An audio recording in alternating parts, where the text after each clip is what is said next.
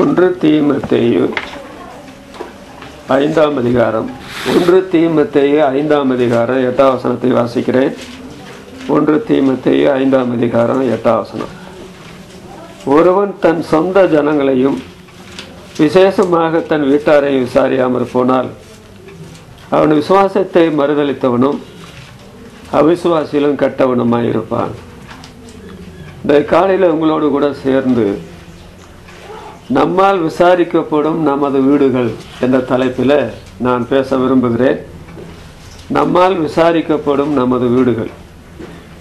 இங்கே பவுல் அப்போஸ்தலன் தன் வீட்டாரை விசாரியாமற் போனால் என்று சொல்லுகிறார். அப்போ நம்முடைய வீட்டை விசாரிக்க வேண்டும் என்ற சத்தியம் அதில் அடங்கியிருக்கிறது. அதனால தான் இந்த வசனத்துக்கு தலைப்பு சொன்னேன், நம்மாலே விசாரிக்கப்படுகிற நமது வீடுகள். வீடுகள் என்று சொல்லும் பொழுது இந்த கட்டடத்தை குறிக்காது, அதில் வாழுகிற மக்களை குறிக்கும். நம்முடைய வீடுகளில் நம்முடைய சொந்த ஜனங்கள் வாழுகிறார்கள். அதோடு நாம் கணவன் மனைவி பிள்ளைகளாக வாழுகிறோம். இந்த குடும்பத்தை நாம் விசாரிக்க வேண்டும். நம்முடைய சொந்த ஜனங்களை விசேஷமாக நம்முடைய வீட்டாரை விசாரிக்க வேண்டும் என்பது வேதத்தில் சொல்லப்பட்ட சத்தியம். ஆனால் அதை அறிந்தும் ஒரு விசுவாசி அவர் தன்னுடைய சொந்த ஜனங்களை வீட்டாரை விசாரிக்கவில்லை என்றால் பவுல் கொஞ்சம் கடுமையாக எழுதுகிறார். அது சத்தியம்தான், அதை அப்படித்தான் ஏற்றுக்கொள்ள வேண்டும். அதில் அவர் என்ன சொல்லுகிறார் என்றால், விசுவாசத்தை மறுதளித்தவனும் அவிசுவாசியிலும் கெட்டவனுமாயிருப்பான். இப்படி ஒரு விசுவாசி மாறுவாரா என்று நாம் நினைக்க முடியாது. ஆனால் அநேக குடும்பங்களில் அப்படி விசுவாசத்தை மறுதளிக்கிறவர்களாகவும் அவிசுவாசியிலும் கெட்டவர்களாக அந்த குடும்பத்தின் தகப்பன்மார்கள் செயல்படுகிறார்களா என்பது ஒரு கேள்வியைத்தான் இருக்கிறது. ஆனால் கர்த்தருடைய வசனத்தை இந்த காலையில் கேட்கிற அருமையானவர்களே, ஆண்டவர் நமக்கு குடும்பம் தந்தால் அதோடு நமக்கு சொந்த ஜனங்களை தருவார் என்று தந்திருக்கிறதாக நாம் அறிந்தால் அவர்களை நாம் எந்த அளவுக்கு விசாரிக்கிறோம் அது கவனிக்கப்பட வேண்டிய ஒன்று. சாதாரணமாக ஒரு விசுவாசி, அதாவது விசுவாசத்தை மறுதளிக்கிறதற்கும் அவிசுவாசியிலும் கெட்டவனுமாய் போவதற்கு விபசாரம், வேசித்தனம், கொலைபாதகம் இதைத்தான் செய்ய வேண்டும். அப்படிப்பட்ட செய்கிறவன் தான் விசுவாசத்தை மறுதளித்தவன், அவிசுவாசியிலும் கெட்டவன் என்று நாம் நினைக்கலாம். அப்படி அல்ல, அதுவும் உண்மைதான். ஆனால் அதை போன்ற ஒரு பாவம் என்னவென்றால், நம்முடைய சொந்த ஜனங்களை விசேஷமாய் நம்முடைய வீட்டாரை விசாரியாமல் போனால் நாம் விசுவாசத்தை மறுதளிக்கிறோம். அது ரொம்ப கொடுமை. இன்னொன்று, அவிசுவாசியிலும் கெட்டவர்களாய் போகிறோம். அது எப்படி அவிசுவாசியிலும் கெட்டவர்களாய் போகிறது? அதனால நம்முடைய வாழ்க்கையில் இது முக்கியமாக சிந்திக்கப்பட வேண்டிய ஒரு செய்தி என்று நான் நினைக்கிறேன். அதனால நம்மாலே விசாரிக்கப்படும் நம்முடைய வீடுகள். தாவீது ராஜாவுடைய வாழ்க்கை சரித்திரத்திலிருந்து தான் இந்த வசனத்தை ஒப்பிட்டு நான் பேச விரும்புகிறேன். இதுவரையில் தாவீது ராஜாவை பற்றி நிறைய பிரசங்களை செய்திருக்கிறேன். அதில் சிலவற்றை உங்களுக்கு ஞாபகப்படுத்துகிறேன். தாவீதின் அவலங்கள் என்ற தலைப்பில் தாவீதை பற்றி பேசியிருக்கிறேன். வீட்டை சுத்தமாக வைத்திருங்கள் என்று தலைப்பில் பேசும்போது தாவீதை பற்றி தான் பேசியிருக்கிறேன். நமது இதயத்திற்காக நமது ஜெபம் என்ற தலைப்பில் பேசும்போது தாவீதை பற்றி தான் பேசியிருக்கிறேன். அதோடு தாவீதின் மனமாற்றம் அது பேசியிருக்கிறேன். தாவீதின் ஆயத்தங்கள், தாவீதும் சக விசுவாசிகளும், தாவீதின் சுயசரிதை, தாவீதின் உற்சாகம், தாவீதை பற்றின சுருக்க விவரங்கள் என்று 2 மணி நேரம் பேசியிருக்கிறேன். இன்றைக்கு 10வது செய்தியாக நம்மால் விசாரிக்கப்பட வேண்டிய நமது வீடுகள் என்ற வசனத்தை தாவீதினுடைய வாழ்க்கையோடு ஒப்பிட்டு பேசலாம் என்று கர்த்தருக்குள்ளே விரும்புகிறேன். அவர் எப்படி தன்னுடைய ஜனத்தை விசாரித்தார், தன்னுடைய விசேஷமாக தன்னுடைய வீட்டை விசாரித்தார் என்பதை உங்களுடைய கவனத்தை கொண்டு வருகிறேன். அவரே அப்படி செய்யக்கூடும் என்றால் பழைய ஏற்பாட்டில் இருந்த நியாயப்பிரமாணத்தின் சட்டத்துக்குட்பட்ட தாவீது இன்றைக்கு புதிய ஏற்பாட்டு மணவாட்டி சபைக்கு உள்ளே வந்திருக்கிறோம். கல்வாரி நேசருடைய நேசத்தை அறிந்திருக்கிறோம். முழு வேதாகமத்தை பெற்றிருக்கிறோம்.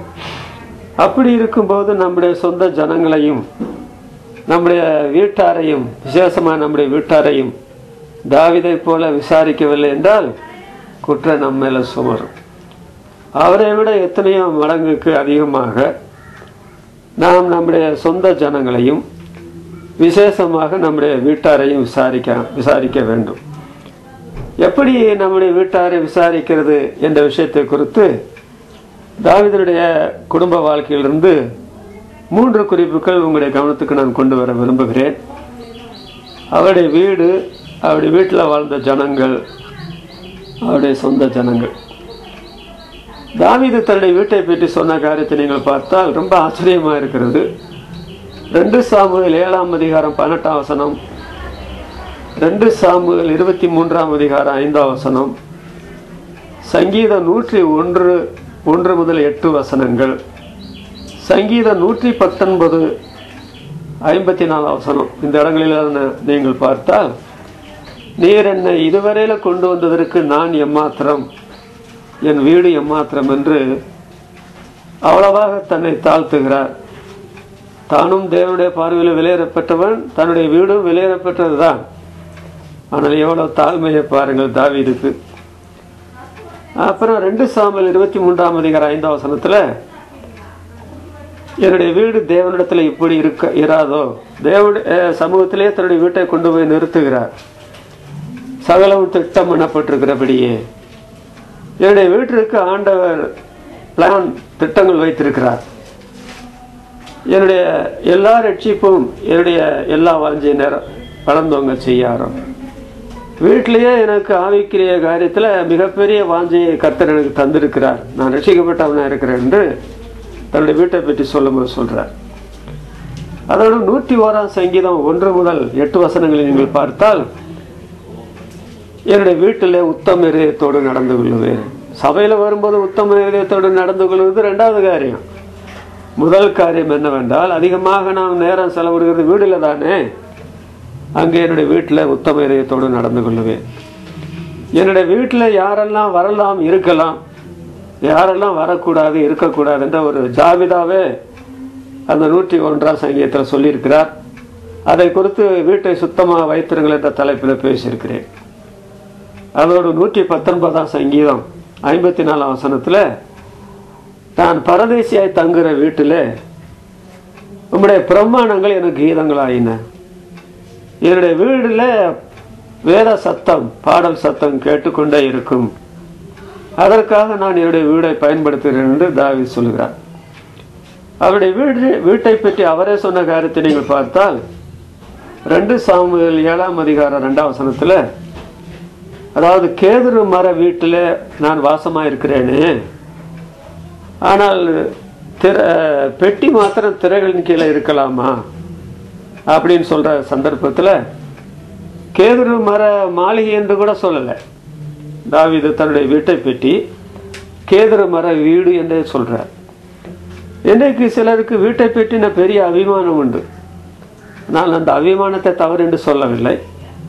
ஆனால் அதை விட முக்கியமா இருக்கிறது நீங்கள் அல்லவா, உங்களுடைய வீட்டார் அல்லவா, உங்களுடைய சொந்த ஜனங்கள் அல்லவா. இந்த தாவீதை போன்று நீங்கள் வீட்டை பயன்படுத்தினது உண்டா? இல்லை என்றால், வரப்போகிற நாட்களில் தாவீது தன்னுடைய வீட்டை பற்றி என்னவெல்லாம் சொன்னாரோ, அந்த வீட்டில் எப்படி செயல்பட்டாரோ, அதுபோல நீங்களும் நான் செயல்பட ஆண்டவர் இரக்கம் செய்வாராக. நம்மால் விசாரிக்கப்படும் நமது வீடுகள். தாவீது ராஜாவுடைய வாழ்க்கையிலிருந்து இந்த வசனத்தோடு ஒப்பிட்டு பேசலாம் என்று சொன்னேன் இல்லையா? அதில் 3 குறிப்புகளில் முதல் குறிப்பு 2 சாமுவேல் 8ஆம் அதிகாரம் 18ஆம் வசனத்தை பார்க்கிறோம். 2 சாமுவேல் 8ஆம் அதிகாரம் 18ஆம் வசனத்தில், யோய்தாவின் குமாரன் பெனாயா கிரேத்தியருக்கும் பிலேத்தியருக்கும் தலைவனுமாய் இருந்தான். தாவீதின் குமாரரோ பிரதானிகளாய் இருந்தார்கள். தாவீதின் குமாரரை பற்றி நான் வாசித்த இந்த வசனம் ஒரு அருமையான வசனம் என்று நான் எண்ணுகிறேன். மேலிழந்த வாரியாக பைபிளை நீங்கள் படித்து கொண்டு போனால் இந்த வசனம் மறைக்கப்பட்ட மரத்தில் பழங்கள் இருந்தால் சில பழங்கள் நம்ம கண்ணுக்கே தெரியாது. அது போன்ற நிலைமையில இந்த வசனம் விடப்படலாம். ஆனால் ஒவ்வொரு வார்த்தையாக நாம் படித்து கொண்டே வரும் பொழுது இந்த வார்த்தை வந்த உடனே நம்முடைய மனதில் படாரென்று பட வேண்டும். அது என்னவென்றால், தாவீதின் குமாரரோ பிரதானிகளாயிருந்தார்கள். இந்த ஒரு வசனம் தவிர வேற எங்கேயும் தாவீதின் குமாரரை பற்றி அவ்வளவு பெரிய விளக்கங்கள் ஒன்று வரவில்லை. தாவீதுக்கு எத்தனை குமாரர்கள் இருந்தார்கள், எத்தனை மனைவிமார்கள், அந்த எத்தனை மனைவிமார்கள் பிறந்த குமாரர்களை பற்றியெல்லாம் வரலாறு வருகிறது. 14 குமாரரோ என்னவோ தாவீதுக்கு பிறந்தார்கள் என்ற குறிப்பு வருகிறது. அந்த 14 குமாரில் சில குமார்கள் மோசமானவர்களாக இருந்தார்கள், சிலர் இடையில இறந்து போனார்கள் என்றெல்லாம் நமக்கு தெரியும். ஆனால் பெரும்பாலான குமாரர்கள் அவர்கள் ஆவிக்குரிய மனிதர்களாக இருந்திருக்கிறார்கள். அதில் எங்கே பார்த்தீர்களா என்றால், தாவீதின் குமாரரோ பிரதானிகளாக இருந்தார்கள் என்றால், பலஸ்தீனா 3 மாநிலங்கள் ஆனது, யூதயா, கலிலேயா, சமாரியா. இந்த 3 மாநிலங்களில் பிரதானிகள் தேவை. யாரை பிரதானிகளாக வைக்கலாம் என்று நினைத்த பொழுது தாவீது என்ன யோசித்திருப்பார், என்னுடைய குமாரர் தவிர வேறு யாரும் இந்த பிரதானிகள் என்ற அந்த ஸ்தானத்துக்கு பொருத்தமானவர்கள் அல்ல. ஏனென்றால் நான் இந்த மொத்த சமுதாயத்தை ஆளுகிறேன். எனக்கு உதவியாக இந்த பிரதானிகள் 3 மாநிலங்களில் செயல்பட வேண்டும். அதற்கு பொருத்தமானவர்கள் என்னுடைய பிள்ளைகள் விசுவாசத்தில் இருக்கிறார்கள், என்னை போல திறமையுள்ளவர்களாக இருக்கிறார்கள். நான் ராஜாவாக இருக்கிறேன், எனக்கு பிரதானிகள் தேவை என்று அவரே அந்த பிரதானிகளாக அவரை நியமித்தாரா? நியமித்திருக்கலாம். இன்னொன்று, பிரதானிகள் வேண்டும் என்று முயற்சி செய்கிற சந்தர்ப்பத்தில் தாவீது தன்னுடைய அரசியல்ல மேல்மட்டத்தில் உள்ள ஒரு இடத்துல ஆலோசனை செய்திருப்பார். இந்த மாதிரி 3 மாநிலங்களுக்கு பிரதானிகள் தேவையா இருக்கிறது, மந்திரி சபையில் ஆலோசனைக்காரர்களாக இருக்கிறவர்கள யாரை தெரிந்து கொள்ளலாம் என்று அவரிடத்துல ஆலோசனை கேட்ட பொழுது, ஏன் ராஜா நீங்க இதை பற்றி ரொம்ப யோசிக்கிறீங்க? உங்களுடைய குமார்கள் உங்களுடைய ஸ்தானத்தில் விசுவாச வாழ்க்கையில நல்லா இருக்கிறாங்க, பொறுப்பில் திறமையில பயன்படுத்துறதுல சிறப்பான மனிதர்களாக இருக்கிறாங்க. அப்ப அவர்களை வைத்தாலே போதுமே, வேறவங்களை நீங்க ஏன் தேடிட்டு இருக்கிறீங்க? அவங்கள பிரதானிகளை வைக்கிறதுனால ஒருவேளை நாட்டுக்கு நல்லது இல்லாமல் போயிடலாம், உங்களுடைய ஆட்சி கூட நீங்க சிறப்பாக செய்யறதுக்கு தடையா இருக்கலாம், நீங்களே அவர்களை வைத்து விடுங்களேன் அப்படின்னு சொல்லி உயர்மட்டத்தில் இருக்கிறவர்கள் தாவீதுக்கு ஆலோசனை சொன்னார்ல என்று தெரியாது. எப்படியோ தேவ ஆவியானவர் இங்கே எழுதியிருக்கிறார், தாவீதின் குமாரரோ பிரதானிகளாக இருந்தார்கள். அப்படி பிரதானிகளாக வைக்கப்பட்டு அந்தந்த மாகாணங்களில் அவர்கள் இருக்கும் பொழுது தாவீது ராஜா மொத்த சமுதாயத்தை கண்காணிக்கிற சந்தர்ப்பத்தில் இந்த 3 மாநிலங்களில் இருக்கிற பிரதானிகளையும் கவனிக்கிறார். தன்னுடைய குமாரன் என்றாலும் அவர்கள் எப்படி அந்த நிர்வாக திறமையை சரியா செய்கிறார்களா, நேர்மையுள்ளவர்களா இருக்கிறார்களா, உண்மையுள்ளவர்களா இருக்கிறார்களா என்ற நிலைமையை அவர் கண்காணித்த பொழுது தாப்பனாருக்கு ஒரு பெரிய சந்தோஷம். நான் ஒருவேளை வேற யாரையாவது அந்த ஸ்தானத்தில் வைத்திருந்தால் அவர்கள் நான் நினைத்தபடி செயல்படுவார்களா, அல்லது அந்த பிரதானிகளை மாற்ற வேண்டிய அவசரம் இருக்குமா, அப்படிலாம் சங்கடப்பட வேண்டிய சூழ்நிலை இருந்திருக்கும். ஆனா என்னுடைய சொந்த குமாரரை ஒன்று நானா வைத்தாலும் சரி, அல்லது மற்றவர்கள் சொல்லி நான் கொண்டு போய் அந்த பிரதானிகளாக வைத்த பொழுது அவங்க அந்த ஸ்தானத்துக்கு ரொம்ப பொறுப்பா இருக்கிறாங்க, சரியா செயல்படுறாங்க. அந்த நிலைமையில தாவீது ராஜா மகிழ்ச்சி அடைந்தாரா? இன்னொன்று, அவர் சாம்ராஜ்யத்தை ஆளுகிற வரையில இவர்களை வைத்த பிற்பாடு, ஐயோ நான் மற்றவர்கள் சொல் கேட்டு பையங்களை வச்சதுனால இப்போ அந்த பசங்க சரியா அந்த பொறுப்பை நிறைவேற்றலையே, அல்லது நானாக வைத்தனே நான் மாம்சத்தின்படி செய்துட்டேனா, அந்த பிரதானிகள் என்ற அந்த பொறுப்பை ஒழுங்கா செய்யலையே அப்படின்ற மனஸ்தாபமும் தாவீதுக்கு வராதபடி அவங்க பிரதானிகளாக சரியா செயல்பட்டதுனாலதான் தேவ ஆவியானவர் வேதத்துல தாவீதின் குமாரரோ பிரதானிகளாக இருந்தார்கள். இதுல என்ன நாம் பார்க்கிறோம் என்றால், தாவீது சாம்ராஜ்யத்தை ஆளக்கூடிய சூழ்நிலை வந்த பொழுது அவன் யுத்த வீரனாயிருந்தான், காரிய சமர்த்தி உள்ளவனாயிருந்தான். தன்னுடைய தகப்பனார் யுத்த வீரனாக இருக்கிறார், காரிய சமர்த்த உள்ளவராக இருக்கிறார் என்று அறிந்த பொழுது அவருடைய பெயரை மற்றவர்கள் கனப்படுத்துகிற விதமாகவும் அவருடைய செல்வாக்கை வேறு யார் பயன்படுத்துவதற்கு முந்தி நாங்கள் பயன்படுத்தி ஆக வேண்டுமே என்ற நிலைமையில் அவர்கள் செயல்பட்டு அந்த வயதுக்கு வந்த பொழுது அதற்கேற்ற படிப்பெல்லாம் படித்து முடித்த பிற்பாடு தாவீது ராஜா அவர்களை பிரதானிகளாக கொண்டு வந்தது. அது எல்லாருக்குமே சந்தோஷம், சமுதாயத்துக்கு சந்தோஷம், தாவீது ராஜாவுக்கு சந்தோஷம். நாடு ஒரு பிரச்சனை இல்லாமல் போய் கொண்டிருக்கிற ஒரு நிலையை பார்க்கும். விசுவாசிகளான தேவ ஜனங்கள், அதில் குடும்பத்தில் புருஷன்மாராக இருக்கிறவங்க அறிந்து கொள்ள வேண்டிய காரியம், கர்த்தர் நமக்கு ஆண் பையன்களை தந்திருந்தால் தகப்பன்மார்களாக இருக்கிற நம்முடைய செல்வாக்கு நம்முடைய பிள்ளைகளை பாதிக்க வேண்டும் என்ற நிலைமையில தகப்பனார்கள் என்ன செய்யணும், கர்த்தருடைய காரியத்தில் சரியாக இருக்க வேண்டும். நாம் யுத்த சமர்த்தராக இருந்தால் நம்முடைய பிள்ளைகள் கோழைகளாக இருக்க மாட்டாங்க. நாம் காரிய சமர்த்தராக இருந்தால் நம்முடைய பிள்ளைங்க கையாளாக இருக்க மாட்டாங்க. நம்ம சமுதாயத்தில் சபையில் பொறுப்புள்ள சரியான நிலைமையில் இருந்தால் நமக்கு கர்த்தர் தருகிற ஆண் பிள்ளைகள் அந்த சபையில் நம்முடைய நடவடிக்கைகளை கவனித்து நம்முடைய தகப்பனாருக்கு நாம் அந்த நிலைமையில் உதவியாக இருக்க வேண்டும், அவருடைய செல்வாக்கு நம்மை பாதிக்க வேண்டும் என்ற நிலைமையில் நாம் அறியாமலே, நாம் ஒன்று கண்டிப்படுத்தாமலே, நாம் பெரிய நிலைமையில் போதிக்காமல் இருந்தால் கூட நம்முடைய அமைதலான நம்முடைய சாட்சியான வாழ்க்கையை பார்த்து நம்முடைய பிள்ளைகள் நாம் என்ன செய்கிறோமோ அந்த செயலை செய்கிறதுக்கு அவர்கள் நமக்கு உதவியாக வருவார்கள். இதுதாங்க ஏசாயா தீர்க்கதரிசியினுடைய வாழ்க்கையில் நடந்தது. அவன் என்ன சொல்கிறான், ஏசாயா 8:18 இதோ நானும் தேவன் எனக்கு கொடுத்த பிள்ளைகளும் சேனைகளின் கர்த்தராலே இஸ்ரவேலிலே அடையாளங்களாக அற்புதங்களாக இருக்கிறோம். அப்போ ஆண்டவர் எத்தனை பிள்ளைகளை ஏசாயாவுக்கு தந்திருந்தார் என்று தெரியாது. அந்த பிள்ளைகள் எல்லாரும் அவங்கவுங்க வழியில் போனாங்க, தகப்பன் சொல்கிறபடி கேட்கல, இப்படி ஒன்றும் இல்லாதபடி அவர்கள் எல்லாரும் சேர்ந்து தேவனுடைய திருச்சபையில் சமுதாயத்தில் அடையாளங்களாக அற்புதங்களாக இருக்கிறார்கள். இன்றைக்கு சபையில் விசுவாசிகளாக மாற்றப்பட்ட குடும்பத்தினரே, குடும்பத்தில் தலைவன்மாராக புருஷன்மாராக இருக்கிறவர்களே நமக்கு ஒரு பெரிய உத்தரவாதமாக இருக்கிறது. முதலாவது நம்முடைய விசுவாசம், நம்முடைய செல்வாக்கு, நம்முடைய தொழில் திறமைகள் அது நம்முடைய பிள்ளைகளை பாதிக்காமல் விடவே விடாது. அந்த ஏசாயா என்ன பண்றார், ஆண்டவர் செய்தி சொல்லி அனுப்பும் பொழுது உடைய மகனை கூட சேர்த்து கூட்டிட்டு போன்னு சொன்ன போது மகனை சேர்த்து கூட்டிட்டு போனதாக பார்க்கிறோம். அப்புறம் வேதத்தில் இன்னொரு பகுதி வாசிக்கிறோம், 1 நாளாகமும் 25ஆம் அதிகாரம் 5ஆம் வசனத்திலிருந்து 7ஆம் வசனம் வரையில் நீங்கள் பார்த்தால் அங்கே ஏமான் என்ற ஒருத்தனுக்கு ஆண்டவர் 14 குமாரரை கொடுத்திருந்தார். 14 குமாரர். அந்த ஏமான், ஆசாப், எதுத்தூன் இவர்கள் எல்லாரும் 3 பேர் உடன் பிறந்தவர்கள்.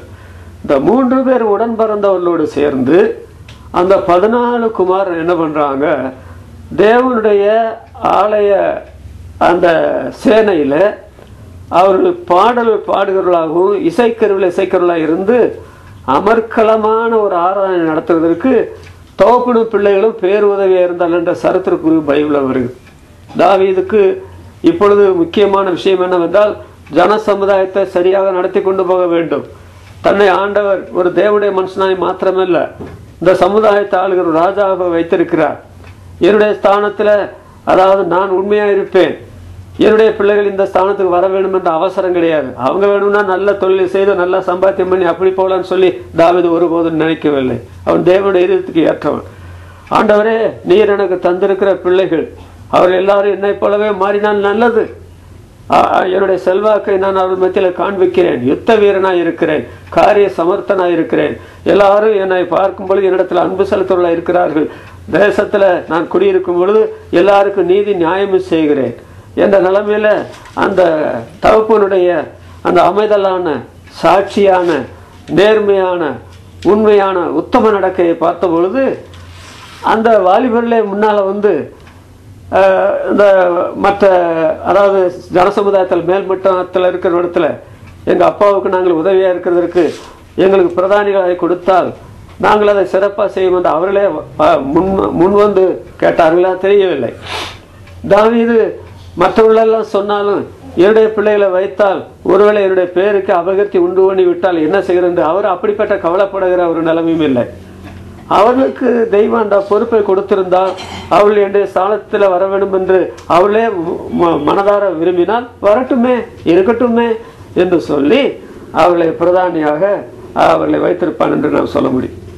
சொல்ல வேண்டும் என்றால் சபை நாயகத்திருக்கிற தேவனுடைய பிள்ளைகளான நீங்களும் நானும் நம்முடைய பிள்ளைகளுடைய விஷயத்துல நாம் தான் சிறந்த மாதிரி என்பதை மறந்து போறாங்க. இன்றைக்கு அநேக தேவனுடைய பிள்ளைகள் என்னவோ அவங்கள பொறுத்தம்பட்ல நல்லவங்கள மாதிரி இருக்கிறாங்க சபையில. ஏலிய போல, ஏலியை பற்றி அவனுடைய நடவடிக்கைகள் ஆலய நடவடிக்கையில எந்த தகராறு அவனுக்கு இருந்தது போல தெரியவில்லை. ஆனால் பிள்ளைகளுடைய விஷயத்துல அவன் செய்த மிகப்பெரிய தவறுகள் பைபிள்ல 1-2 சொல்லப்பட்டிருக்குது. அவன் அடக்க வேண்டிய காலத்துல அந்த குமாரன் அடக்கலை. எப்ப அடக்கிறது? சின்னவங்களா இருக்கும்போது அடக்கி இருக்கணும். அவன் வளர்ந்து பெரிய ஆளுகளான பிற்பாடு சொன்னபடி கேட்பானுங்களா? அவங்க அடங்கவில்லை என்று எழுது. இன்னொன்று, என்னை பார்க்க உன்னுடைய குமாரனை மதிப்பானேன், பலிபீடத்திலிருந்து வருகிற காணிக்கையினால உன்னுடைய குமாரனை கொழுக்க பண்ணுகிறது என்ன அப்படின்னு ஆண்டு கேட்கிறாரு. அப்ப அவங்க சரித்துல நல்லா கொழுகொழுன்னு இருக்கணும் அப்படின்னு தான் நினைச்சான் ஏலி. ஆனால் தாவீது ஒருபொழுதும் அப்படி நினைக்கவில்லை. எல்லா குழந்தைகளைப் போல எனக்கும் தேவன் குழந்தைகளை கொடுத்திருக்கிறார். எல்லா பிள்ளைகளும் எப்படி வளருமோ என் பிள்ளைகளும் அதே மாதிரி வளர்ந்தா போதும். அவங்கள படிக்க வைக்க வேண்டிய கடமை எனக்கு உண்டுன்னா நான் அவங்கள படிக்க வைக்கிறேன். அவங்கள யுத்தத்தில் அனுப்ப வேண்டும் என்று வேற தேவ சட்டம், நாட்டு சட்டம் இருந்தால் அவளை யுத்தத்துக்கு அனுப்புகிறேன். ரெண்டாவது, அவர்களுக்கு தொழில் திறமை இருக்கும் என்றால், இந்த மாகாணத்துக்குள்ள பொறுப்பெடுக்கிறதுக்கு திறமை இருக்கும் என்றால் அவங்க மற்றவங்க சொன்னாலும் சரி, அல்லது நானே நியமிச்சாலும் சரி, அல்லது அவங்களே முன் வந்தாலும் பரவாயில்ல அப்படின்னு சொல்லி அவர்களை பிரதானிகளா வைத்தார். அப்ப அவர்கள் பிரதானிகளா இருந்ததுனால அவனுக்கு எவ்வளவு பெரிய சந்தோஷம்.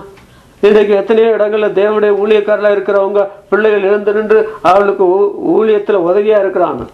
இன்னொன்று, எத்தனை இடங்கள்ல தேவனுடைய சபையில மூப்பர்களா இருக்கிறவங்க அவங்களுடைய பிள்ளைகள் எழும்பி நின்று அந்த மூப்பர்களுக்கு உதவியா பல காரியங்களை செய்யறாங்க. அந்த ஊழியக்காரருடைய பிள்ளைகளும் அந்த மூப்பருடைய பிள்ளைகளும் நல்ல விசுவாசிகளாக கர்த்தருடைய சபையில அருமையான பொறுப்பெடுக்கிற வாலிபர்களாகவும் வாலிப பிள்ளைகளாகவும் இருக்கிறாங்க. அப்ப நீங்களும் நான் அறிந்து கொள்ள வேண்டிய காரியம், குடும்பத்துல தலைவர்களா இருக்கிற தாவீது தன்னுடைய குடும்பத்துல அவன் என்னென்ன செய்தான் தெரியுமா? என்னால விசாரிக்கப்படுகிற என்னுடைய குடும்பம் என்ற நிலைமையில என்னோட விசேஷமா என்னுடைய குடும்பத்தை விசாரிக்கணும், என்னுடைய சொந்த ஜனங்களை விசாரிக்கணும் நிலைமையில அவன் அந்த மாதிரி அவர்களை பற்றின கவனம் வைத்திருந்ததுனாலதான் அவருடைய கண்களுக்கான அவர்கள் அவனுக்கு உதவியாக அவன் பிரதானிகளாக இருந்தார்கள் என்று நான் பார்க்கிறேன். அப்ப தகப்பனுடைய உத்தரவாதம், சாட்சியான வாழ்க்கை ரொம்ப முக்கியம். இது முதல் குறிப்பு. இரண்டாவது குறிப்பு, நம்மால் விசாரிக்கப்படும் நம்முடைய வீடுகள் என்று சொல்லும் பொழுது, ஒன்று, நம்முடைய பிள்ளைகள் நமக்கு உதவியா இருக்க வேண்டும், ஆவிக்குரிய காரியத்திலும் உலக சம்பந்தப்பட்ட காரியத்திலும். அப்படி அவங்க ஆவிக்குரிய காரியத்திலும் உலக சம்பந்தப்பட்ட காரியத்திலும் நமக்கு உதவி இல்லை என்றால் நம்முடைய சாட்சியின் வாழ்க்கை சரியில்லை என்று நம்மளை ஒரு முறை கூட பரிசோதிக்கணும். அது பரிசோதிக்கிறது நல்லது. இரண்டாவது, 1 ராஜாக்கள் 3ஆம் அதிகாரம் 3ஆம் வசனத்தை 6ஆம் வசனத்தை வாசிக்கும் போது, 1 ராஜாக்கள் 3ஆம் அதிகாரம் 3ஆம் வசனத்துல சாலமோன் கர்த்தரிடத்தில் அன்பு கூர்ந்து தன் தகப்பனாகிய தாவீதின் கட்டளைகளில நடந்தான் அப்படின்னு எழுதி. 6ஆம் வசனத்துல நீங்கள் பார்த்தால், அதற்கு சாலமோன், என் தகப்பனாகிய தாவீது என்னும் உமது அடியான் உம்மை பற்றி உண்மையும் நீதியும் மன நெருக்கமாய் உமக்கு முன்பாக நடந்தபடியே தேவரீர் அவருக்கு பெரிய கிருபை செய்து. தாவீதுடைய குமாரனாகிய சாலமோன் அவன் என்ன செய்கிறான்? தகப்பனாகி தாவீதுடைய கட்டளைகளில் நடக்கிறான். அவர் கட்டளை போட்டால் இந்த சாலமோன் அதை மீற மாட்டான். அப்படின்னு சொன்னா தகப்பனுடைய செல்வாக்கு மகனை பாதித்தது. நான் என்னுடைய தகப்பன் கொடுத்த கட்டளையின்படி நடப்பேன், அதை விட்டு மாற மாட்டேன். தகப்பனுடைய கட்டளை என்ன? அதான் அவர் நடந்த நடக்க. அந்த நடக்கையை தான் சாலமோன் நடந்தார். தாவீது நடந்த நடக்கையை பற்றி மகனே சொல்றார்.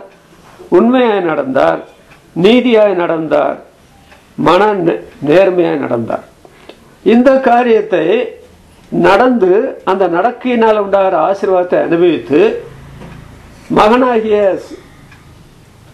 சாலமோனாகிய எனக்கு அவர் கட்டளை கொடுத்தார். அப்ப என்னுடைய தகப்பன் என்னுடைய கண்காண உண்மையா நடந்ததை நான் பார்த்திருக்கிறேன், நீதியா நடந்ததை பார்த்திருக்கிறேன், மன நேர்மையா நடந்ததை பார்த்திருக்கிறேன். இப்ப அவர் எனக்கு கட்டளையிட அவர் அதற்கு பொருத்தமானவர், தகுதியானவர். அவர் செய்யாத ஒன்றை செய்யும்படி என்னை கட்டாயப்படுத்தல. அவர் என்ன செய்தாரோ அந்த காரியத்தை தான் தகப்பனாகிய அவர் மகனாக எனக்கு சொல்லியிருக்கிறார் சொன்ன உடனே அந்த கட்டளையின்படியே கட்டளைகளில் நடந்தான் என்று சொல்லப்படுது. அதனால இங்க பார்க்கிறோம், தகப்பனாகிய ராஜாவுடைய கட்டளையின்படி நடந்தான். தகப்பனாக குடும்பங்களில் இருக்கிற தேவனுடைய பிள்ளைகள் நம்முடைய சொந்த ஜனங்களையும் விசேஷமாக நம்முடைய வீட்டாரையும் விசாரிக்க வேண்டும் என்று சொல்லும் பொழுது என்ன விசாரிக்கிறது?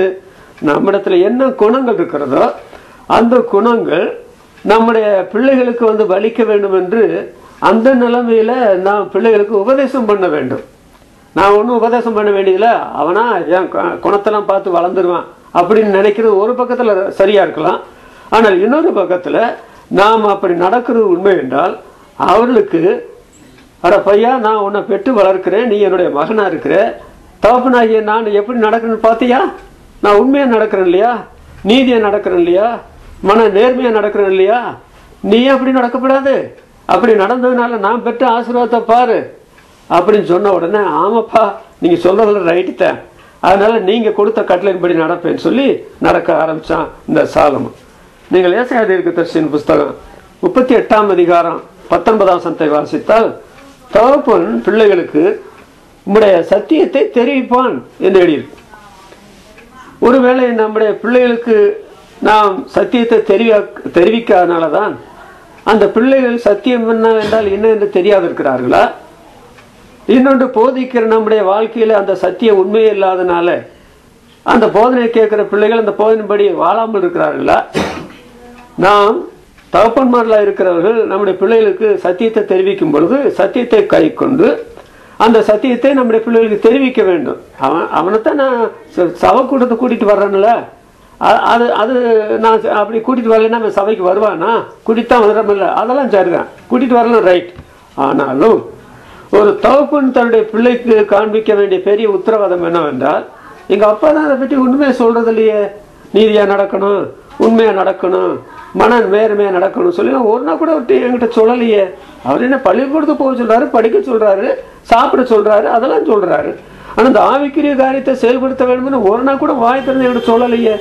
அப்படின்னா ஒருவேளை தகப்பன்மார்களா இருக்கிறவங்க நம்ம மன நேர்மை இல்லாதவங்க இருக்கிறோமா, உண்மை இல்லாதவங்களா இருக்கிறோமா, நீதி இருக்கிறோமா? பானையில இருந்தா தானே ஆப்பையில வரேன்.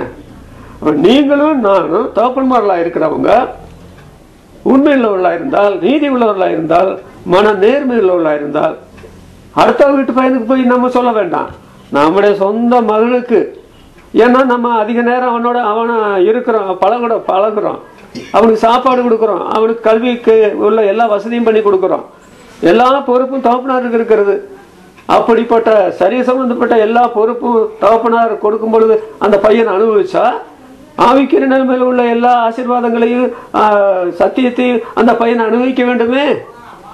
சாலமோன் ஆண்டவரே முதல்ல சொல்லிட்டாரு, அவன் அமைதியுள்ள புருஷனா இருப்பான், அவனுடைய நாட்கள்ல நான் வந்து ஆலயம் அவனை கொண்டு ஆலயம் கட்டுவேன் அப்படிலாம் சொல்லிட்டாரு. அதனால நான் ஒன்றும் இவனுக்கு போதிச்சு ஒன்றும் மணந்துக்க வேண்டிய அவசரம் இல்லை, அதெல்லாம் ஆண்டவரே பார்த்துக்குருவார் அப்படின்னு சொன்னா ஆண்டவர் ஒன்றும் பார்த்துக்கிற மாட்டார். நீங்க தகப்பன்மார்களா இருக்கிறவங்க உங்களுடைய கடமை அதை செய்திருக்கணும்ல. பையனை கூப்பிட்டு பிள்ளைய கூப்பிட்டு சொல்லியிருக்கணும், மன உண்மையா நட, நீதியா நட, உண்மையா நேர்மையா நட அப்படி சொல்லணும். தகப்பன் தன்னுடைய பிள்ளைகளுக்கு உங்களுடைய சத்தியத்தை தெரிவிப்பான். தகப்பன் நடந்தான், பையன் நடக்கிறான். பையன்களை பெற்றார்கள் கவனிக்கணுங்க. நம்முடைய பிள்ளைகளை சரீரசமா பெற்ற மேல கவனிக்காம விடுவீங்களா? கவனிக்காம விட்டா அவன் கெட்டாம போயிடுவான், சரீரத்துல ஒண்ணும் தான் போயிடுவான். ஆத்மீக வாழ்க்கையில் நம்முடைய பிள்ளைகளை நாம் கவனிக்காம விட்டா சில பிள்ளைகளை தேடி போனா அந்த பிள்ளைங்க வீட்டிலே இருக்க மாட்டாங்க. எங்கிட்டு கேட்டா அடுத்த வீட்டுல போய் டிவி பார்த்துட்டு இருப்பாங்களாம். இது என்ன பரதம் பார்த்தீங்களா? நம்முடைய பிள்ளைகள் நாம் தேவ எல்லைக்குள்ள இருந்தால் நம்முடைய பிள்ளைகள் வெளியில போறதுக்கு அவங்களுக்கு ஆசை வரக்கூடாது, பார்க்கின்ற சோதனை வரக்கூடாது. எங்க அப்பா இதெல்லாம் விரும்பாதவர், அவர் இதை விரும்பவே மாட்டார், இது தெரிஞ்ச அவர் என்ன ஓவரா கண்டிப்பா தெரியுற பிள்ளைங்க பயந்து போய் அந்த பாவத்திலிருந்து சின்ன வயசுல விளையிடுவாங்க. அது ரொம்ப நல்லது. அவர் தகப்பன் தேவனுடைய வழி நடக்கிறார், பிள்ளையும் கூட தேவனுடைய வழி நடக்கிறான். நீதிமொழிகள் 22ஆம் அதிகாரம் 6ஆம் வசனத்தை நீங்கள் பார்த்தால் அந்த வசனம் அருமையாக எழுதப்பட்டிருக்கிறது. பிள்ளையானவன் நடக்க வேண்டிய வழியில் நடத்து. யாரு? தகப்பன்மாருக்கு சொல்லப்பட்ட ஆலோசனை தான் அது. பிள்ளையானவன் நடக்க வேண்டிய வழியில அவனை நடத்து, அவன் முதிர் வயதிலும் அதை விடாதிருப்பான். அப்ப நடக்க வேண்டிய வழியில் நடத்துறது எப்ப? சின்ன வயதில் இருக்கும்போது. பிள்ளையுடைய செய்கை சுத்தமோ செம்மை என்பது நடக்கையினால விளங்கும் அப்படி எழுதிது. அன்றையிலிருந்து ஆரம்பிச்சு அவன் நல்ல விவரம் தெரிஞ்சு படிச்சு அவன் அதாவது பள்ளிக்கூடம் முடிக்கிற போது, கல்லூரியெல்லாம் முடிக்கிற பொழுது இந்த ஆவிக்குரிய பயிற்சி முழுவதும் அவன் பெற்றுக்கொண்டிருக்க வேணும். இதை பலஸ்தீனாவில் குடியிருக்கிற இஸ்ரவேல் மக்கள் ஒழுங்கா செய்யறாங்க. 12 வயதுக்குள்ள தங்களுடைய ஆண் பிள்ளைகளுக்கும் பெண் பிள்ளைகளுக்கும் வேத சம்பந்தப்பட்ட எல்லா காரியங்களும் கற்றுக் கொடுக்கறாங்க. அது முடிந்த பிற்பாடு 20 வயதுக்குள்ள அவங்க இராணுவத்துல போய் ஆண் பிள்ளைகளும் பெண் பிள்ளைகளும் இராணுவத்துல பயிற்சி எடுத்தே ஆக வேண்டும். இதெல்லாம் அவர்களுக்கு சட்டத்திட்டங்கள் இருக்கிறது. ஆனால் விசுவாச மக்களான நாம் இன்னைக்கு போற நம்ம இந்தியாவை பொறுத்த மட்டும் நாம போர் பயிற்சி எடுக்க வேண்டியதில்லை. இல்லை, இந்தியாவை பொறுத்த மட்டும் நமக்கு இந்தியா கிறிஸ்தவ நாடு என்று அறியப்பட்ட ஒரு நாடு அல்ல. என்றாலும் விசுவாசிகளான தேவனுடைய பிள்ளைகள் விசுவாசிகளாக மாறின பிற்பாடு நம்முடைய குடும்பமும் நம்முடைய பிள்ளைகளும் இந்த ஆவிக்குரிய காரியங்களை அபியாசிக்க வேண்டியது எவ்வளவு அவசரம். நமக்கு ஒரு பெரிய ஆவிக்குரிய போராட்டம் இருக்குது என்று கூட எபேசியர் இருக்கிறதுல சொல்லப்பட்டிருக்கிறதே. நம்முடைய பிள்ளைகள் அதை இப்பொழுது அறிந்திருக்கிறார்களா? அந்த போராட்டத்தில் நிற்க வேண்டும், ஜெயிக்க வேண்டும் என்று நம்முடைய பிள்ளைகளுக்கு போதனை கொடுத்திருக்கிறோமா? நம்முடைய பிள்ளைகள் உலக கல்வியை கற்கிறதை போல வேத கல்வியை கற்றுக்கொண்டால் நமக்கு தெரியுமா? சாலமோனை பற்றி தாவீதுக்கு அவ்வளவு கரிசனை இருந்தது. அவனை நடக்க வேண்டிய வழி நடத்தினான். முதிர் வயது வரையில் அவன் கைவிடாதிருப்பான், அதை விடாதிருப்பான் சொல்லப்பட்டிருக்கு இல்லையா? சாலமோன் கடைசியில கெட்டு போனான்ன்றது சொல்ற காரணம் ஏதோ அப்படி ஆகஸ்ட் மாசம் நடந்து போன காரியம். ஆனால் எத்தனையோ தேவனுடைய மனுஷர்கள் தங்களுடைய பிள்ளைகளை நடக்க வேண்டிய அந்த பயனில நடத்தி அவர்கள் முதிர் வயது வரையில அதை விடாதிருந்து நல்ல தேவனுடைய மனுஷர்களாக, நல்ல தேவனுடைய ஊழியக்காரர்களாக, நல்ல மூப்பர்களாக, ஆண்டவரால பயன்படுத்துகிற நல்ல பாத்திரங்களாக இருந்திருக்கிற சரித்திரங்களாக சொல்லுது. அதனால பிள்ளைகளை பற்றி பெற்றாளுக்கு மிகப்பெரிய பொறுப்பு இருக்குது. சாலமோனை பற்றி வாசிக்கும் போது அந்த தகப்பன் கட்டளையிட்டான் அவனுடைய வழி நடக்கும்படி, உண்மையா நடக்கும்படி, நீதியா நடக்கும்படி, மன நேர்மையா நடக்கும்படி. இதனால என்ன ஏற்பட்ட தெரியுமா? இவன் ஆண்டவரோடைய ஒப்பிட்டு பேசப்படுகிற அளவிற்கு அவன் உயர்ந்தவனாக மாறினான். சுவிசேஷ நாட்களை நாம் பார்க்கிறோம். ஆண்டவர் சொல்கிறார், இதோ சாலமோனிலும் பெரியவர் இங்கே இருக்கிறார் என்று சொன்னா, அப்ப புதிய ஏற்பாட்டுல சாலமோன் அறியப்பட்டதற்கு ஒரு மிகப்பெரிய உத்தரவாதம் யாருக்கு இருந்தது? தகப்பனாகிய தாவீதுக்கு இருந்தது இல்லையா? அதோடு என்ன வாசிக்கிறோம்? 1 ராஜாக்கள் 3ஆம் அதிகாரம் 3ஆம் வசனத்துல, சாலமோன் கர்த்தரிடத்தில் அன்பு கூர்ந்து. தாவீது கர்த்தரிடத்தில் அன்பு கூர்ந்தான். அதுல என்ன நமக்கு சந்தேகம்? அதனாலதான் ஆண்டவர் என்னுடைய இறுதிக்கு ஏற்றவன் என்று சொன்னார். அப்ப எங்க அப்பா ஆண்டவரிடத்துல அன்பு செலுத்தினால் நான் ஆண்டவரிடத்தில் அன்பு செலுத்தாமல் இருப்பேனா என்று சொல்லி சின்ன வயதிலே அவன் கற்றுக்கொண்டான். அவன் சொல்ல போனால் அவன் திருமணம் ஆகிற வரையில ஆண்டவர் பேர்ல வைத்திருக்கிற அன்பு அபாரமான அன்பு வைத்திருந்தான் என்றே சொல்ல வேண்டும். அவன் ஆண்டவரிடத்தில் அன்பு செலுத்தின பொழுது ஆண்டவர் அவனை விட்டாரா? நெகேமியா 13ஆம் அதிகாரம் 26ஆம் வசனத்துல வாசிக்கும் போது, அவன் தன் தேவனால சிநேகிக்கப்பட்டவனுமாய் இருந்தான் அப்படின்னு சொல்லி. அப்போ இந்த தாவீது தன்னுடைய பையனை தன்னுடைய செல்வாக்கில் நீ இந்த வழியில நட, நான் நடந்த வழியில நட என்று சொல்லி அவனை தகப்பனாக இருந்து அவனுக்கு போதித்ததுனால இந்த இவனுடைய சொந்த வீட்டார் தானே விசாரிக்கணும் இல்லையா? தன்னுடைய மகனை விசாரிக்க வேண்டும் என்ற உத்தரவாதத்தை உணர்ந்து விசாரித்ததுனால ஆண்டவர் அவனை பற்றி பேசுகிறார். அவன் ஆண்டவரிடத்தில் அன்பு இருந்தவனா இருக்கிறான். ஆண்டவர் அவனிடத்தில் அன்பு கூறுகிறவனா இருக்கிறார். அன்பைத்தானே எதிர்பார்க்க முடியும். நம்முடைய பிள்ளைகளுக்கு கர்த்தருக்கு உள்ள உறவை உண்டாக்குறது யார் தெரியுமா? தகப்பன்மார்களாக இருக்கிற நீங்களும் நானும் தான் நம்முடைய பிள்ளைகளுக்கு தேவனுக்கு உள்ள உறவை உண்டாக்குறதற்கு ஆண்டவர் நம்மை பாலமாக வைத்திருக்கிறார். சில வேளைக்கு நம்ம என்ன நினைக்கிறோம், நானும் ஆண்டவரோடு உள்ள உறவு சரியா இருக்கிறேங்க, அதுல ஒன்றும் தகராறு இல்லை, நான் ஆண்டவர் ஆராதிக்க வர்றேன், அப்புறம் அவருடைய பிள்ளையா இருக்கிறேன், அதெல்லாம் சேர்றேன். ஆனால் சிலருடைய தகப்பன்மாருடைய பிள்ளைங்க கடைசி வரையில சபையில் ஐக்கியப்படாத போன பிள்ளைகள் இருக்கிறாங்க. அவன் படிச்செல்லாம் முடிச்சிருப்பான், இன்னும் விசுவாசியா இருக்க மாட்டான். வேலைக்கு வந்திருப்பான், இன்னும் விசுவாசியா இருக்க மாட்டான். திருமணம் கூட நடந்திருக்கு, இன்னும் கூட விசுவாசியா இருக்க மாட்டான். சபைக்கு வந்துட்டு தகப்பன்மார்களை பற்றி தகப்பன்மார் அதை பற்றி கவலையே பட மாட்டான். சில வேளைகளில் தகப்பன்மார்கள் என்னென்ன பண்ணுவான், தங்களுடைய பிள்ளைகளை பற்றி அவெல்லாம் ரொம்ப நல்ல பையங்க, நீங்க அவங்க ஒரு குறையும் சொல்லாதீங்க அப்படின்னு நினைக்கிறவங்க உண்டு. ஒரு முறை நான் கோயம்புத்தூர்ல சபைக்கு போயிருக்கும்போது ஒரு வாலிபப்பா எந்திரிச்சு சபையில் நடுவில் எந்திரிச்சு அவன் பாட்டில் சாட்சி சொல்ல ஆரம்பிச்சிட்டான். ஒன்று சாட்சி சொல்ல ஆரம்பிக்கிறதுக்கு முந்தைய அங்கே இருக்கிற மூப்பர் இடத்துல கேட்டிருக்கணும், அன்றைக்கி சாட்சி சொல்ல போறேன்னு சொல்லியிருக்கணும். அவருடைய சொந்த தகப்பனாரே ஒரு மூப்பராக இருக்கிறார், அவர்கிட்டயாவது கேட்டிருக்கேன்னு நான் இன்னைக்கு சபையிலேருந்து சாட்சி சொல்ல போறேன்னு சொல்லி இவன் எந்திரிச்சு நான் விசுவாசி ஆகிட்டேன் ஞானசனன் கொடுக்கணும்னு சொல்லி ஒருத்தர்கிட்ட அபிப்பிராயம் கேட்காம ஞானசனன் கேட்டுட்டான். உடனே அவங்க தகப்பனார் என்ன சொன்னா தெரியுமா, இவனுக்கு ஞானசனம் கொடுக்குற அளவுக்கு இவன் இன்னும் சரியாகலை, இவனுக்கு கொடுக்காதீங்கன்னு எல்லாரையும் வச்சுக்கிட்டே சொல்லி போட்டார். இது பார்த்தீங்களா எவ்வளோ பரதான்னு சொல்லி. ஆனால் சாலமோனை பற்றி சொல்ல வேண்டும் என்றால் அவனுக்கு விவரம் அறிந்த நாளிலிருந்து தாவீது மரிக்கிற வரையில, மரித்த பிற்பாடு தான் சாலமோனுடைய வாழ்க்கை கெட்டுப்போன சரித்திரமா போச்சு. ஆனால் தாவீது உயிரோடு இருக்கிற காலத்துல எல்லாம் அவனுக்கு 4வது குமாரனாய் பிறந்த இந்த சாலமோனை பற்றி தாவீதுக்கு ரொம்ப சந்தோஷம். நீ உற்சாகமானதோடு உத்தம இதயத்தோடு கர்த்தரை சேவி, நீ அவரை சேவித்தால் நீ அவரோடு இருந்தால் அவர் உன்னை கைவிட மாட்டார், நீ அவரை விட்டு விட்டால் அவர் உன்னை என்றைக்குமா கைவிடுவார் என்று சொல்லி நல்ல ஆலோசனையும் சொல்லி எச்சரிப்பான ஆலோசனையும் சொன்னார். தன்னுடைய ஸ்தானத்துல சாலமோன ராஜாவை அபிஷேகம் பண்ணி வைத்த போது தாவீது ராஜாவுக்கு அவ்வளவு பெரிய சந்தோஷம். ஒரு அருமையான குமாரன், என்னுடைய வழியில் நடந்த ஒரு குமாரன், ஆண்டவரோடு ஒப்பிட்டு பேசப்படக்கூடிய அளவுக்கு உயர்ந்தவனாயிருக்கிறான், இவனை தவிர வேற எந்த குமாரும் இந்த ஸ்தானத்துக்கு பொருத்தம் இல்லை என்று சொல்லி அவன் ஸ்தானத்துல கொண்டு வந்து வைத்து அவன் சந்தோஷப்பட்டான் என்று நாம் பார்க்கும். பிள்ளைகள் நம்முடைய அன்புக்கு மாதிரிகளா இருக்கிறாங்க. அப்படி சொன்னா நீங்களும் நானும் கர்த்தரிடத்துல எந்த அளவுக்கு அன்பு செலுத்துகிறோமோ அந்த அளவுக்கு நம்முடைய பிள்ளைகளும் கர்த்தரிடத்துல அதிகமா அன்பு செலுத்துவாங்க. அதாங்க உண்மை. ஆண்டவர் நம்முடைய இடத்துல எதிர்பார்க்கிறது அன்பைத்தான் எதிர்பார்க்கிறார். நம்முடைய பிள்ளைகளிடத்துல ஆண்டவர் வேற என்னத்தை எதிர்பார்க்க முடியும்? அன்பைத்தான் எதிர்பார்க்க முடியும். அதனால தாவீது அன்பா இருந்ததுனால அவனுடைய குமாரனாகிய சாலமோன் அன்பா இருந்தான் ஆண்டவரிடத்துல. அவன் அன்பா இருக்கிறதை பார்த்து ஆண்டவர் என்ன பண்ணார், தன் தேவனாகிய அவனுடைய தேவனாகிய கர்த்தர் அவனிடத்துல அன்பு செலுத்தினார். நம்முடைய பிள்ளைகளிடத்துல ஆண்டவர் அன்பு செலுத்தினார் என்பதை சிலுவையில பார்க்கும்போது நமக்கு தெரியாதா? நமக்கு தெரியும். ஆனா நம்முடைய பிள்ளைகள் அந்த அன்பை அறிந்திருக்கிறார்களா? அதுக்கு யாரு மாதிரி, யார் சாட்சியா இருக்கணும்? நீங்களும் நான் தானே சாட்சி.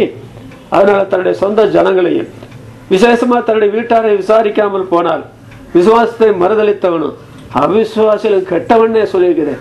தாவீது நான் ஒரு விசுவாசி, நான் ஒரு குடும்பஸ்தன், எப்படியோ நான் பரலோகத்துக்கு போனா போதும் அப்படித்தான் நினைச்சாரா?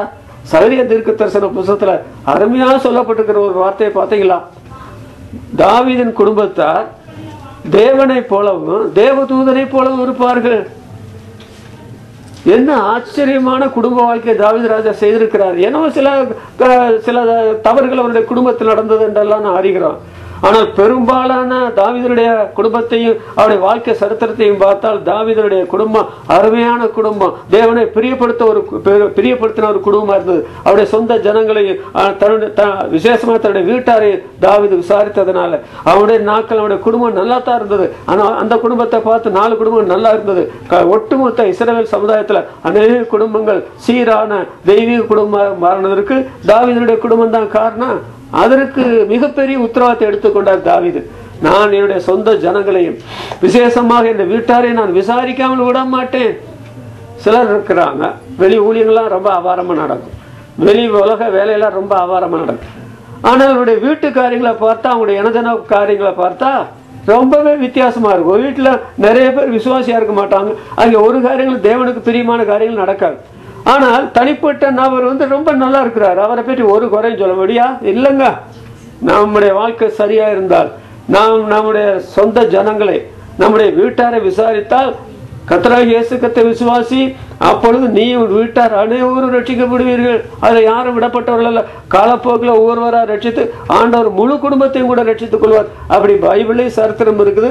போன 2014 வருஷமா எத்தனையோ குடும்பங்கள்ல முதல்ல ஒருத்தர் தான் ரட்சிக்கப்பட்டார், அப்புறம் சிலர் ரட்சிக்கப்பட்டாங்க, அப்புறம் குடும்பம் முழுவதும் ரட்சிக்கப்பட்ட எத்தனையோ பேரை குறித்து சரித்திரத்தில் சொல்ல முடியும். அதற்கு அடிப்படை காரணம் என்ன என்று பார்த்தீங்கன்னா, ஒரு தனி நபர் தன்னுடைய குடும்பத்தை தன்னுடைய சொந்த ஜனங்களை அவர் விசாரிக்கிறதுக்கு கங்கணம் கட்டி கொண்டு செயல்பட்டதுனால இத்தனை பெரிய ஆசீர்வாதத்தை அவர்கள் பெற்றார்கள். அவர்கள் விசுவாசத்தை மறுதளிக்கவில்லை, அவிசுவாசிகளும் கெட்டவர்களாக இருக்கவில்லை, விசுவாசத்தில் வீரர்களாக இருந்தார்கள் என்று சொல்லி அவருடைய குடும்ப வாழ்க்கையை பற்றி நாம் சொல்லலாம். 3வது, அதாவது நம்மால் விசாரிக்கப்படும் நம்முடைய வீடுகள் என்று சொல்லும் பொழுது 1 ராஜாக்கள் 1ஆம் அதிகாரம் 16ஆம் வசனத்துல பார்க்கிறோம். 1 ராஜாக்கள் 1ஆம் அதிகாரம் 16ஆம் வசனத்துல பத்சேபாள் குனிந்து ராஜாவை வணங்கினாள். தாவீது ராஜாவை அவனுடைய சொந்த மனைவியான பத்சேபாள் குனிந்து வணங்கினாள் என்று எழுதி. இது ஒரு வசன குறிப்பு. இன்னொரு வசன குறிப்பு நீங்கள் பார்த்தால் 1 அதிகாரம் 31 வசனத்தில், அப்பொழுது பத்சேபாள் தரை மட்டும் குனிந்து ராஜாவை வணங்கி, முதல்ல வணங்கினது குனிந்து வணங்கினாள்.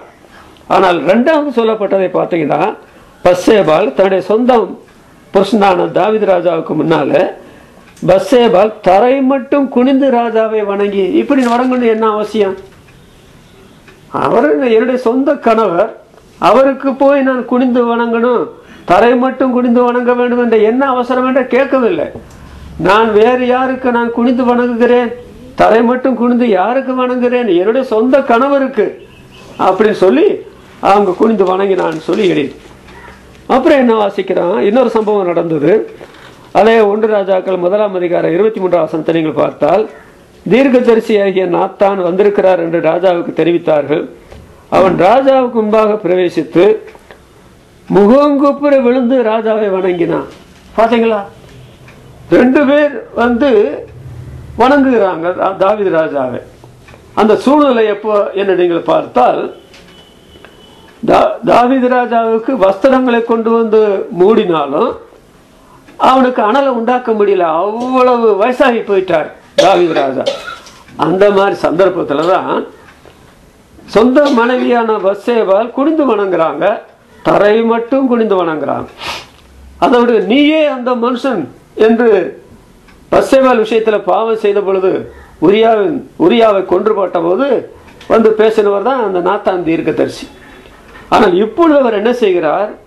ராஜாவுக்கு முன்பாக பிரவேசித்து முகங்குப்புற விழுந்து ராஜாவை பணிந்து கொண்டான். இப்ப தரையிலே விழுந்துட்டார். இந்த நிலைமையில இருந்ததுக்கு என்ன காரணம் சொல்லுங்க?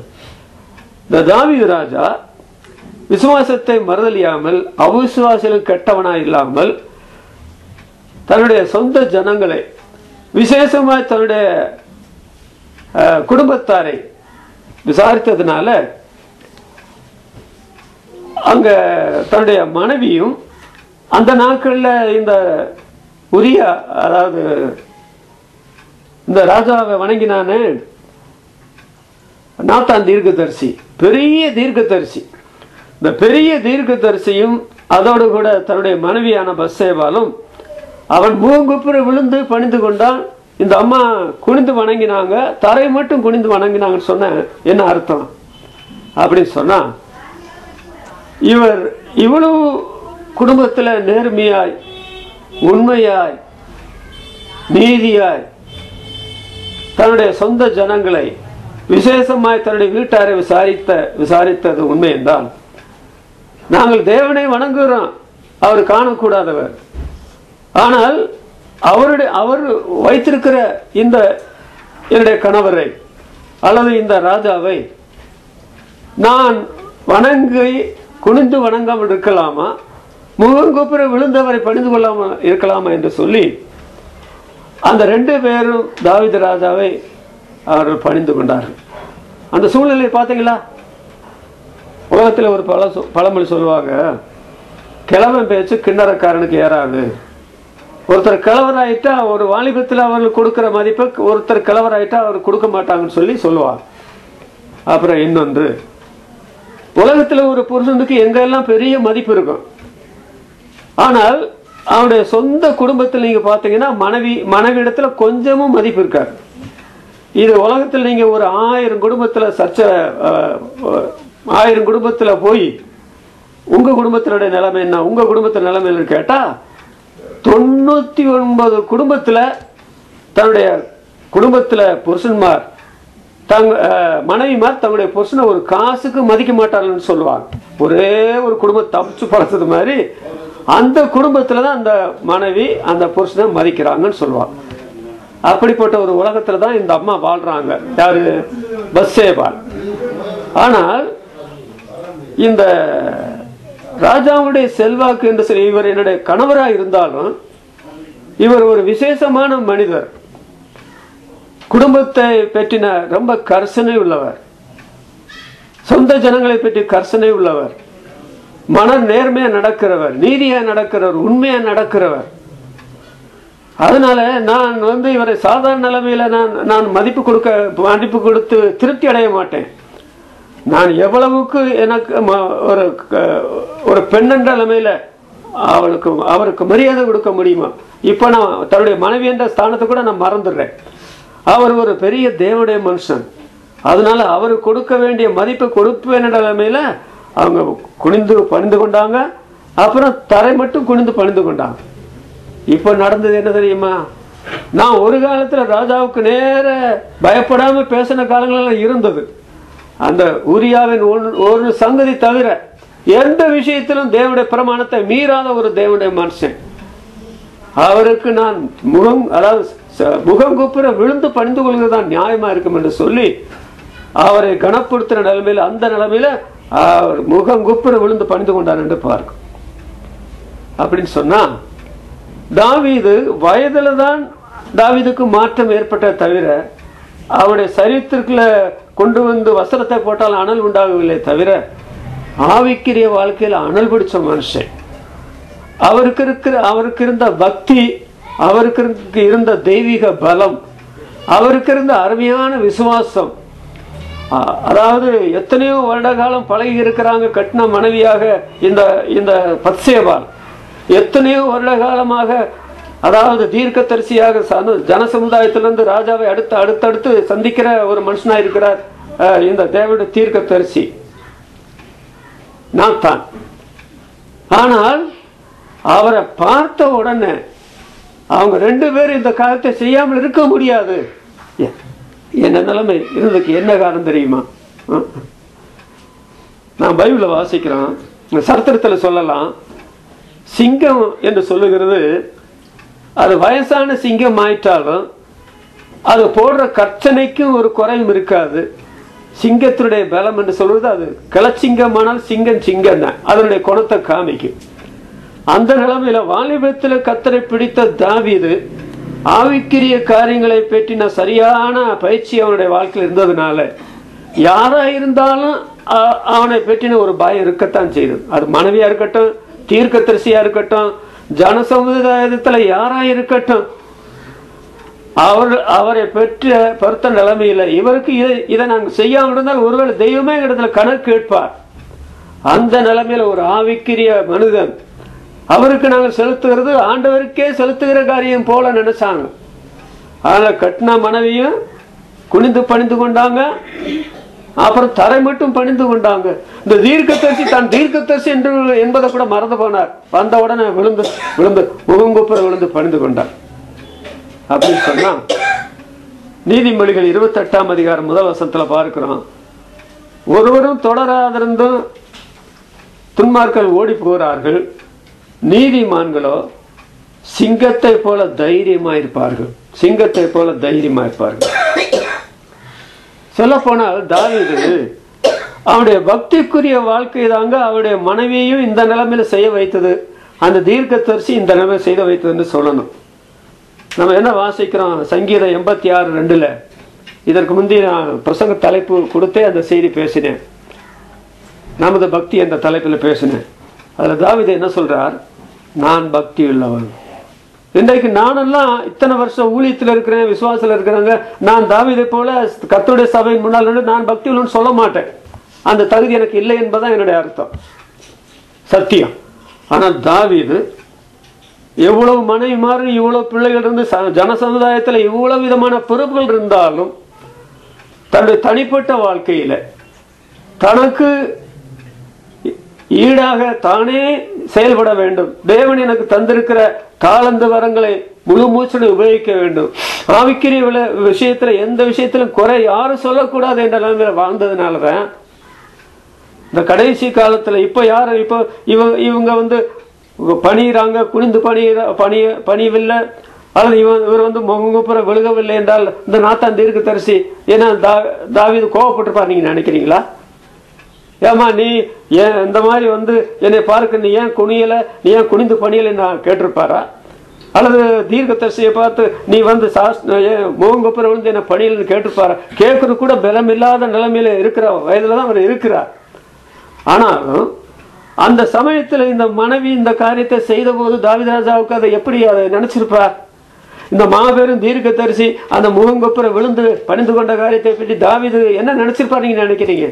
தெய்வமே, நான் வாலிபத்தில் உண்மை ஏற்றுக்கொண்டு இத்தனை நீண்ட ஆண்டு காலம் உம்மோட வைத்திருந்த தொடர்பினால, என்னுடைய சொந்த ஜனங்களை என்னுடைய வீட்டாரை விசாரித்ததுனால என்னுடைய வயதிப காலத்தை கூட அவர்கள் அசட்டை பண்ணவில்லையே.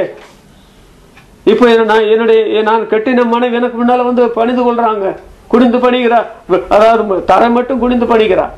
இந்த தீர்க்கதரிசி இவனோடு யாரையும் அந்த நாட்களை ஒப்பிட முடியாது, உங்க என்னை விழுந்து பணிந்து கொள்கிறான். தெய்வமே, நீர் நான் உம்மோடு, நீர் என்னோடு இல்லை என்றால் எனக்கு இந்த காரியம் நடக்குமா? அந்த வயதான காலத்துல தாவீதுக்கு இது ஒரு பெரிய ஆவிக்கிற பலனா இருந்திருக்கும் என்று கூட சொல்லலாம். அப்படின்னா விசுவாசிகளான தேவ ஜனங்கள், என்னுடைய மனைவி நான் நினைக்கிறபடி இல்லையே, என்னை அவன் மதிக்கிறது இல்லையே அப்படின்னு சொன்னா, நீங்க ஆண்டவர் நினைக்கிறபடி இருக்கிறீங்களா? நீங்க ஆண்டவரை மதிக்கிறீங்களா? நீங்க நினைக்கிறபடி ஆண்டவர் நினைக்கிறபடி நீங்க இருந்திருக்கணும், ஆண்டவரை நீங்க மதிச்சிருக்கணும். அப்படின்னு சொன்னா உங்க மனைவி என்ன பண்ணுவாங்க? உங்களை மதிப்பாங்க, உங்களை நினைக்கவே நினைப்பாங்க. தவறு எங்க இருக்குதுன்னு சொன்னா நம்மிடத்துல தவறு இருக்கிறது.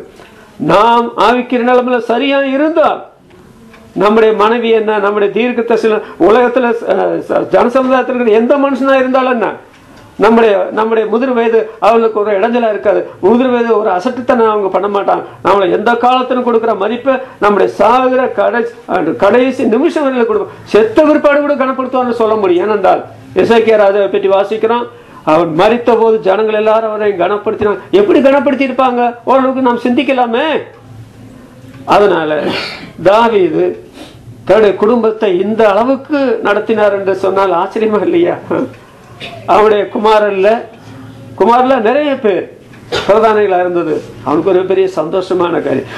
நமக்கு ஆண்டவர் நிறைய குமார்களை தந்து அநேக குமார்கள் ஆவிக்குரிய குமார்களாக நம்முடைய தொழிலுக்கு நம்முடைய மற்ற ஊழியத்துக்கு உதவியா இருந்தா பெற்றாலும் நமக்கு அது எவ்வளவு பெரிய சந்தோஷம். அப்புறம் ஒரு குமாரனா, அந்த நிறைய குமாரன் இல்ல, எல்லா குமாரனும் அதே மாதிரி இல்ல. ஆனா அந்த சாலமோனை பற்றி வாசிக்கும் போது எத்தனை ஆச்சரியமான காரியம். உலகத்துல இவனை போல இவன் கட்டின ஒரு ஆலயத்தை போல இதுவரைக்கும் எவனும் கட்டினது இல்லையே. அதற்கு என்ன காரணம்? அந்த பிளான் தேவன் கொடுத்தது. அதற்குள்ள பண சகாயங்கள் எல்லாம் பலஸ்தீனாவில் ஏகப்பட்ட பணம் பொருள் கிடைச்சது. இதற்கு பின் பேக்ரவுண்ட் யாரு, பின் சப்போர்ட் யாரு கேட்டா தாவீது. தன்னுடைய குமாரனை நடக்க வேண்டிய வேலையில் அவன் நடத்தாம இருந்திருந்தா அது நடந்திருக்குமா?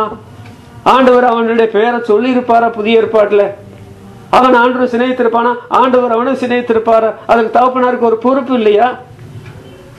மூன்றாவது, இவங்களெல்லாம் வந்து பணிய வேண்டும் என்று அவன் நினைத்ததல்ல. ஆனாலும் ஆண்டவரை மதிக்கிற மக்கள் அவருடைய பிள்ளைகளை மதிக்கத்தானே செய்ய வேணும். இந்த சிறையில் ஒருவனுக்கு எதை செய்தலோ அதை எனக்கே செய்தல் சொல்றாரு. ஆனால் அவனுடைய பிள்ளைகள் நிறைய பேர் பிரதானிகள். அதுல விசேஷமானவன் சாலமோன், வத்சேபாள், நாத்தான். ஒருவேளை அவன் தாவீது மரண காலம் வரும்பொழுது அவங்க நிலைமை என்ன நினைச்சிருக்க, அதுக்கு பின்னாலேயாவது மறந்துப்பான்னு நினைக்கிறீங்களா? அதாவது தேவனோடு நம்முடைய உறவு சரியா இருந்தால், நம்முடைய சொந்த ஜனங்களை நம்முடைய வீட்டாரை விசாரிப்போம் என்று சொன்னால் நம்ம விசுவாசத்தை மறுதளிக்க மாட்டோம்.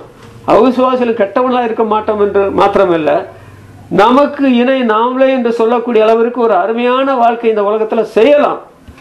ஆனால் இது எங்க ஆரம்பிக்கணும் சொன்னா, நம்முடைய சொந்த ஜனங்களை, விசேஷமாக நம்முடைய வீட்டாரை விசாரிக்கணும்.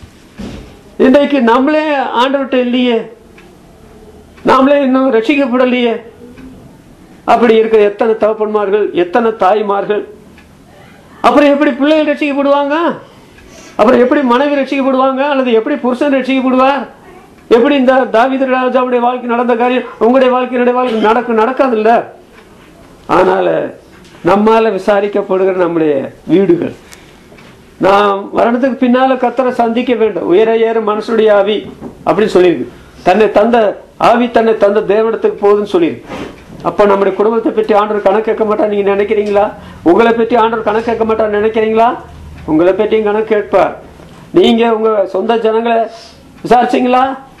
விசேஷமா உங்களுடைய குடும்பத்தின் ஜனங்களை விசாரிச்சீங்களா? ஆண்டவர் கேள்வி கேட்பா, நீங்க தப்ப முடியாது. ஆண்டது வசங்களை ஆசிரியர் நாம் செவிக்கலாம். எங்களை அன்பா நேசிக்க எங்கள் பிதாவே, இந்த அருமையான நாளுக்காக நேரத்துக்காக உண்மை துதிக்கிறோம். இந்த காலையில் நாங்கள் எதிர்பார்த்த பலர் வரவில்லை என்றாலும் நீர் யார் யாரை கொண்டு வர வேண்டும் என்று சித்தம் வைத்திருந்தீரோ அவர்கள் எல்லாரையும் கொண்டு வந்தீர். உங்களுக்கு ஸ்தோத்திரம். நேற்று நாளெல்லாம் அதிகமான மழைகள் இருந்தது. இன்றைக்கு இதுவரையில் மழையை நீர் கட்டுப்படுத்தியிருக்கீர். இன்றைக்கு நிறைய திருமணங்கள் நடக்கிறது.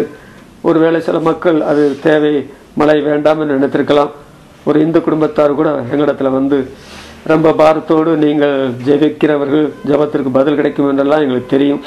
எங்களுடைய பிள்ளையோட திருமணம் நடக்கிறது, மழை தடையில்லாதபடி செய்ய வேண்டும் என்று நீங்கள் ஜெபியுங்கள் என்று சொன்னார்கள். ஆண்டவரே, உங்களுடைய சமூகத்தில் ஜெபித்தோம். நாங்கள் பெரிய ஜெப வீரர்கள் என்று சொல்ல முடியாது. என்னால் அந்த பிரஜாதி மக்கள் கர்த்தரை விசுவாசிக்கிறதுக்கு ஆணுடைய ஆலயம் தேடி வருவதற்கு அது காரணமாக இருக்கும் என்றால் இயற்கை நீர் கட்டுப்படுத்தி அந்த திருமண தம்பதிகளை ஆசீர்வதித்து அவர்கள் கிறிஸ்து இயேசுவை நம்புகிற அளவுக்கு அந்த பெற்றாரையும் பிள்ளைகளையும் கொண்டு வர வேண்டும் என்று நாங்கள் வேண்டிக் கொள்கிறோம்.